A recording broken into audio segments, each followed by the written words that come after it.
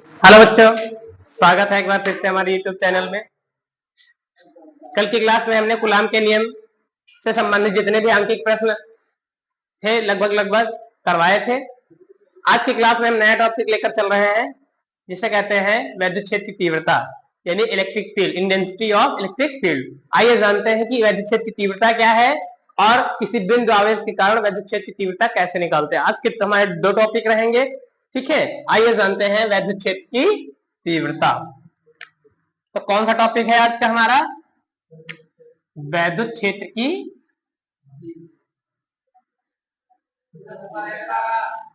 है, ठीक है, डिटेक्ट नहीं कर पाता है ना। वैद्युत क्षेत्र की तीव्रता, किसकी तीव्रता? वैद्युत क्षेत्र की तीव्रता, ठीक है। आज का हमारा टॉपिक है वैद्युत क्षेत्र की तीव्रता, है ना। इसको कहते हैं इंटेंसिटी ऑफ, इंग्लिश में कहेंगे इंटेंसिटी, इंटेंसिटी ऑफ इलेक्ट्रिक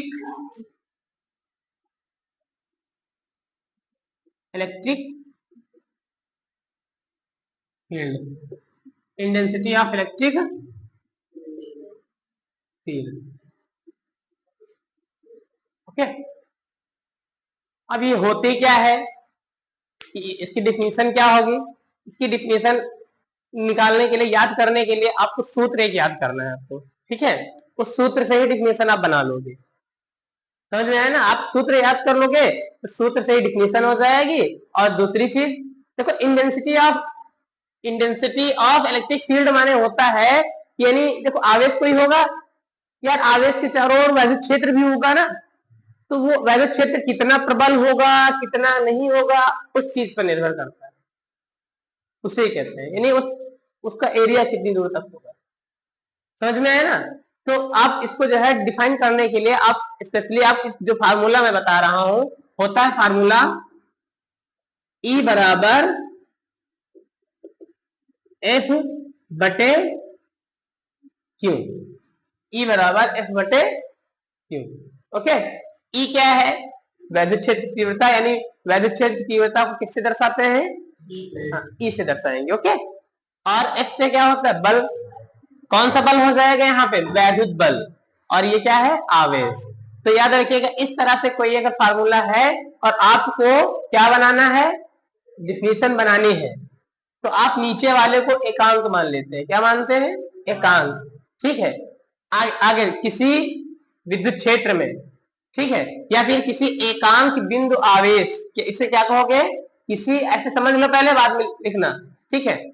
तो इसको कैसे, नीचे वाले क्या मान लोगे? एकांक। एकांक बिंदु आवेश के कारण, एकांक बिंदु आवेश के कारण लगने वाले बल या उत्पन्न बल को ही वैद्युत क्षेत्र की तीव्रता कहते हैं, ठीक है।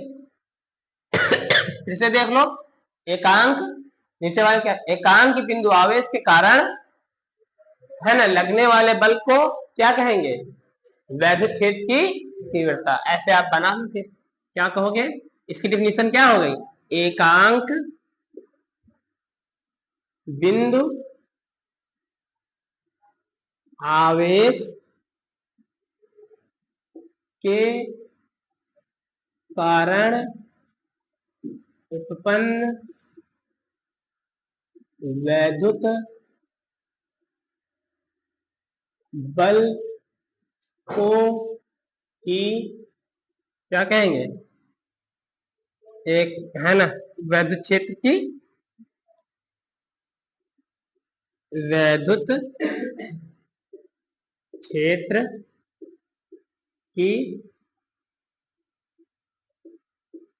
तीव्रता, या फिर कह दो intensity, intensity of electric field कहते। समझ में आ गया ना। तो यार ये डिफिनेशन तो आती नहीं अधिकांश लिखने के लिए, आ सकता है एक नंबर में जैसे आएगी तो आप इतनी डिफिनेशन लिख लीजिएगा, लेकिन आप अगर 2-3 नंबर को आएगा तो इस तरह से नहीं आएगा। आएगा कि वैद्युत क्षेत्र की तीव्रता क्या है, इसका मात्रक लिखने के लिए आएगा। क्या आएगा? मात्रक और विमा। क्या? मात्रक और विमा। ठीक है, तो आइए जानते हैं कि इसका मात्रक क्या होगा और विमा क्या होगी। चलिए, यहाँ पे क्या है, इसका मात्रक क्या हो जाएगा। अब इसका मात्रक देखो, सूत्र क्या है इसका, थोड़ा एक पैराग्राफ चेंज कर देना। माना, ऐसे लिख देना, माना कोई एक बिंदु आवेश, बिंदु आवेश क्या है, आवेश स्मॉल क्यों है, क्यों है, जिससे जिससे उत्पन्न वैद्युत बल F है। कब? वैद्युत क्षेत्र की तीव्रता तब क्या हो जाएगी, वैद्युत क्षेत्र की तीव्रता।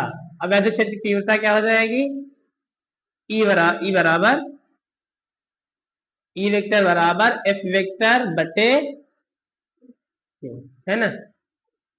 अब इसका अगर हम मात्रक निकालें तो मात्रक क्या हो जाएगा, इधर देखो मात्रक क्या हो जाएगा, गौर से देखिए, मात्रक एफ वेक्टर है ना, क्या लिखा हुआ है, एफ वेक्टर।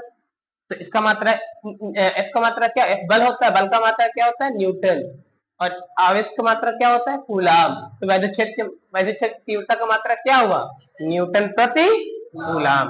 तो इसका मात्रक यानी वैद्युत क्षेत्र की, यहाँ पे लिख दो न्यूटन प्रति कूलाम, है ना। इसका क्या लिखोगे, इसमें लिखोगे वैद्युत क्षेत्र की, यहां दिख रहा है कि नहीं, यहां दिख रहा है।